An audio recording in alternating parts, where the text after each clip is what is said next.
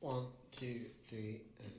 Hello, everyone, and welcome to Forgotten True Crime by Oki Investigations, the true crime podcast where we tell the stories of crimes that happened long ago. If you're a true crime fan, make sure you subscribe to the podcast.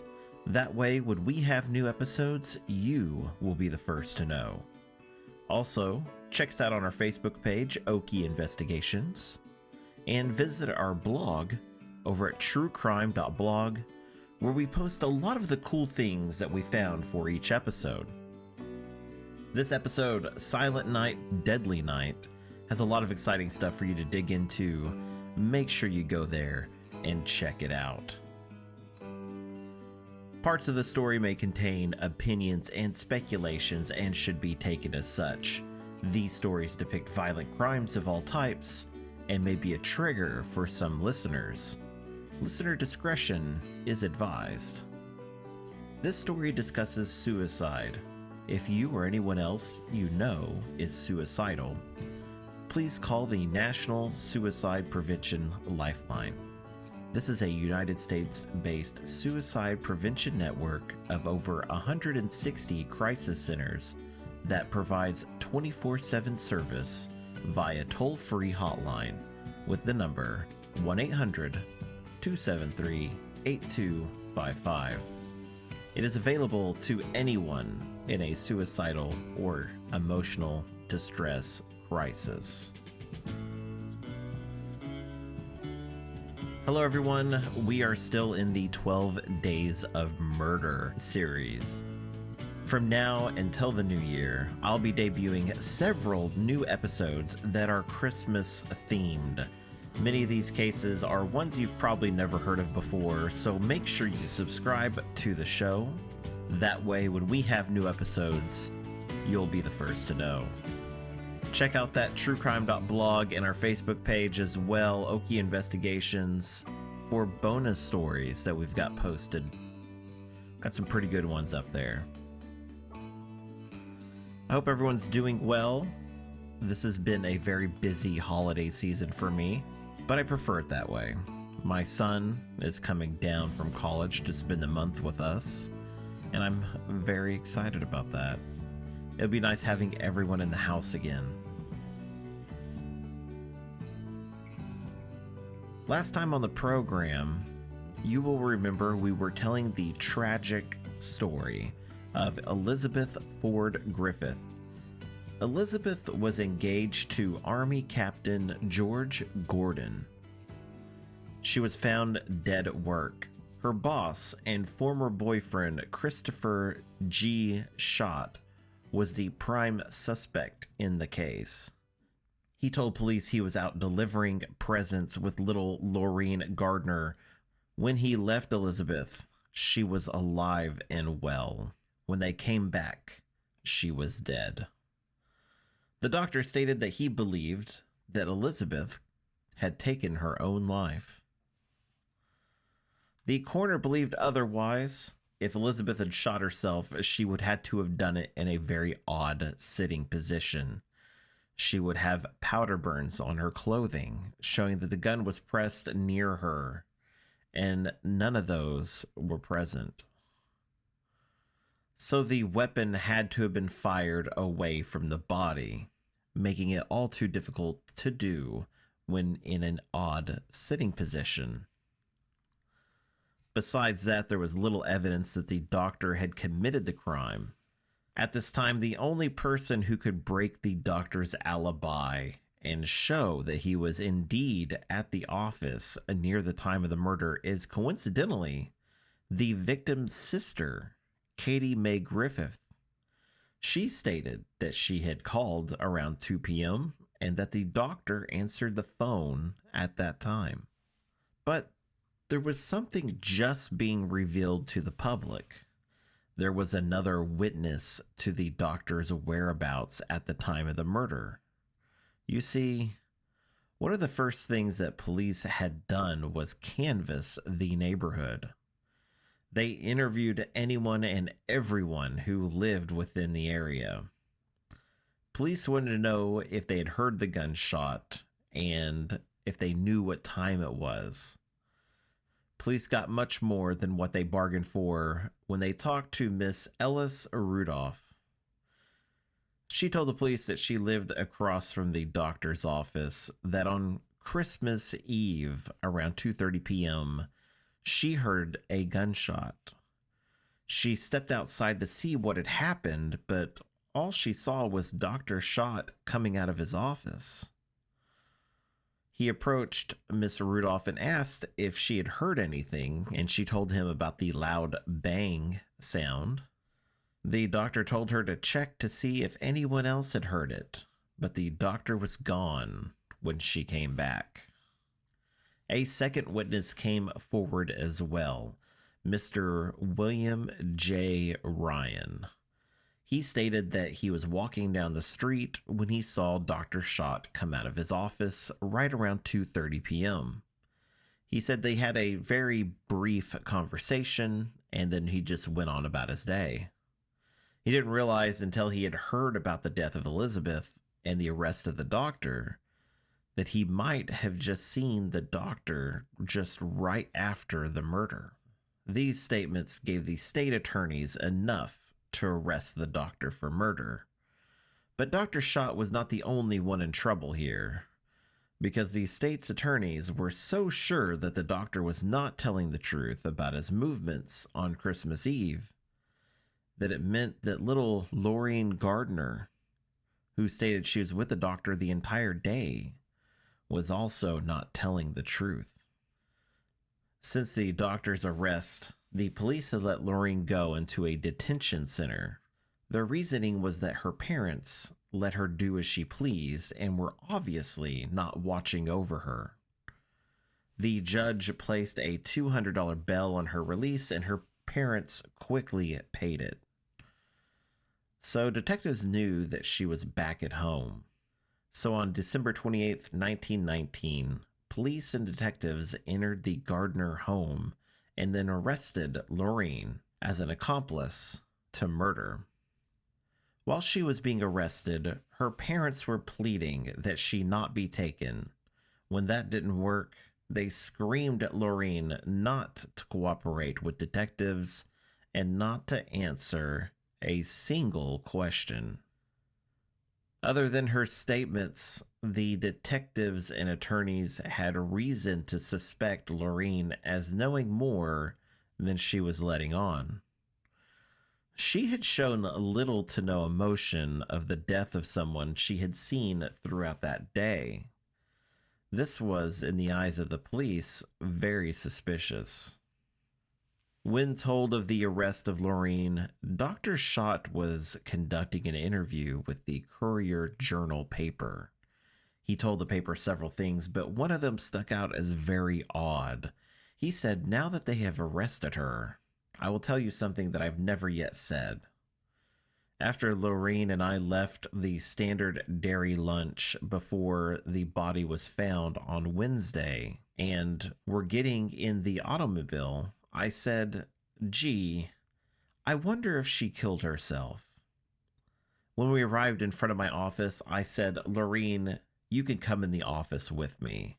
I had a fear that the girl killed herself,' he said." The statement was very odd. To be brought up in such a manner only casts more doubt in Dr. Schott's innocence, in my eyes.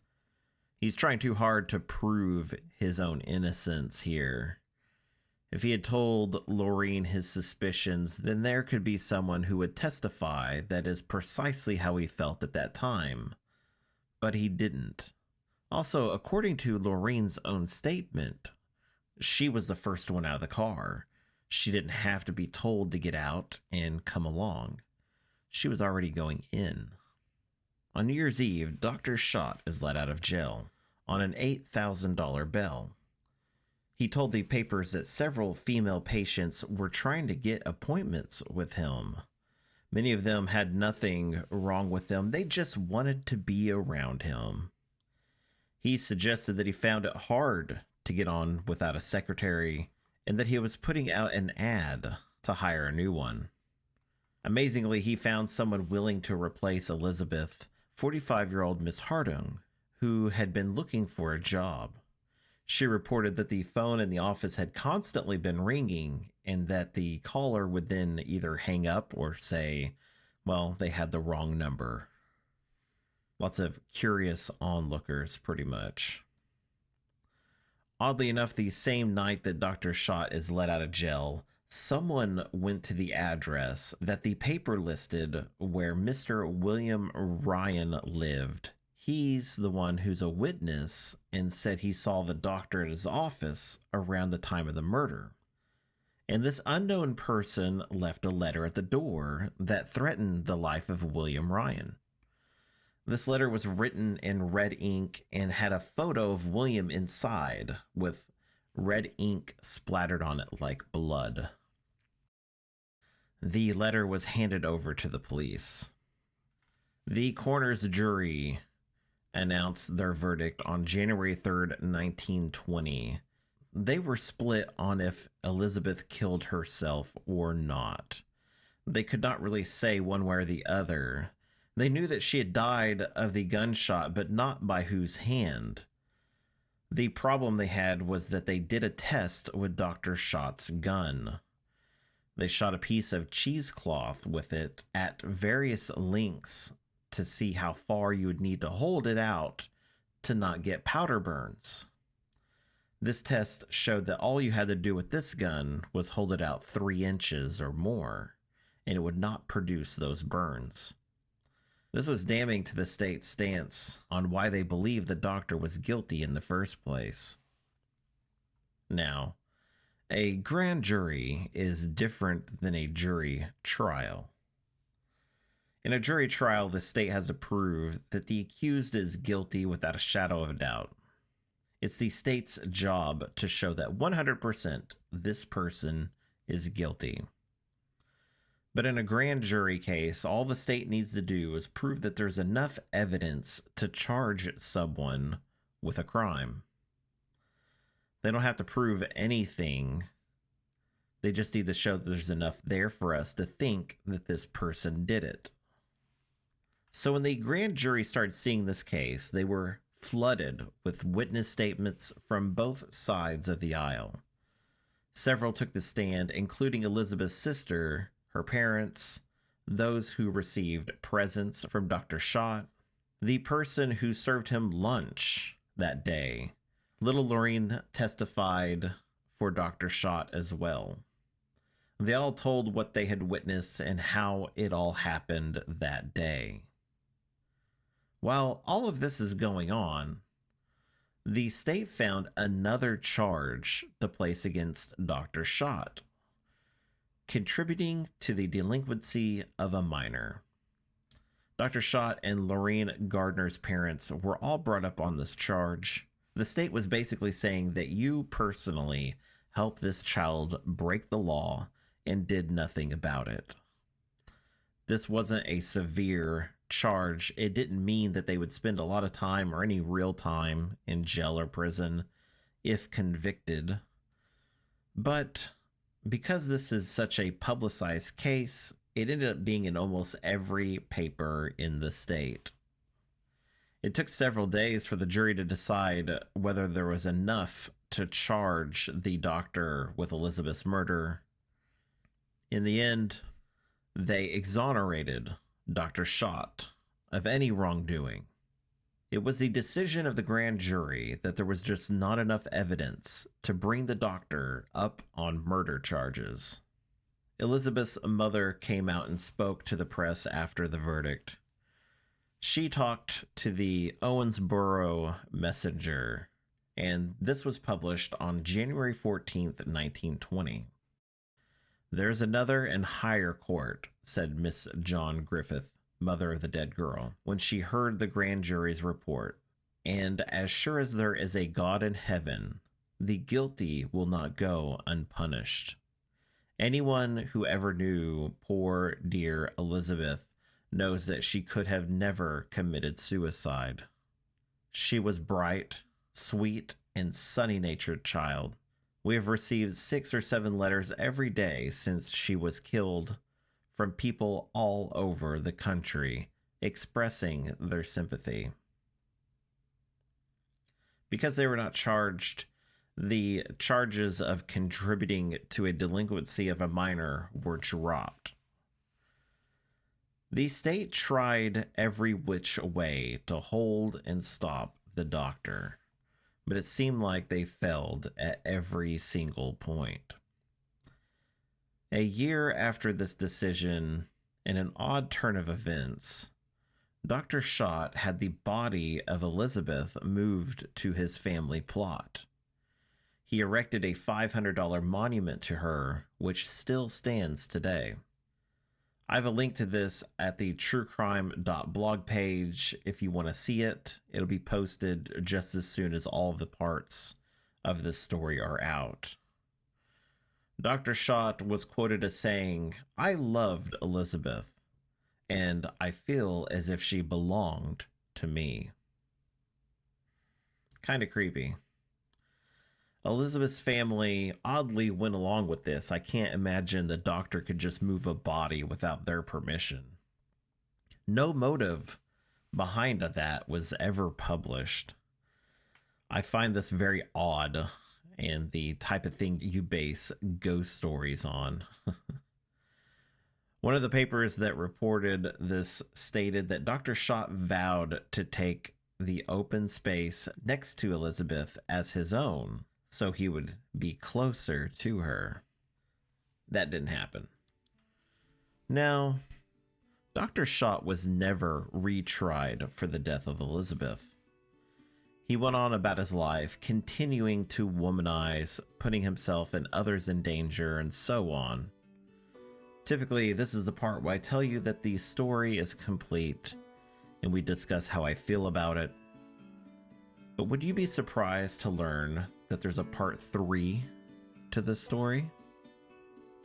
Would you be surprised to hear that another murder happened in Dr. Schott's office just a few years after Elizabeth's murder? And would you be surprised to find out that Dr. Schott was the one that was murdered? Join us next time for the episode 3 and conclusion of this exciting story, the murder of Dr. Schott. I'd be interested in hearing everyone's take on this case. Email me at okieinvestigations@gmail.com and tell me how you feel about it. Personally, I think that not only did Dr. Schott kill Elizabeth, but he convinced a 13-year-old girl to help him. If you enjoyed the show, make sure you subscribe. It tells the podcasting networks that you enjoy this, and it will actually recommend this podcast to others like you. I will see you all next time. See ya.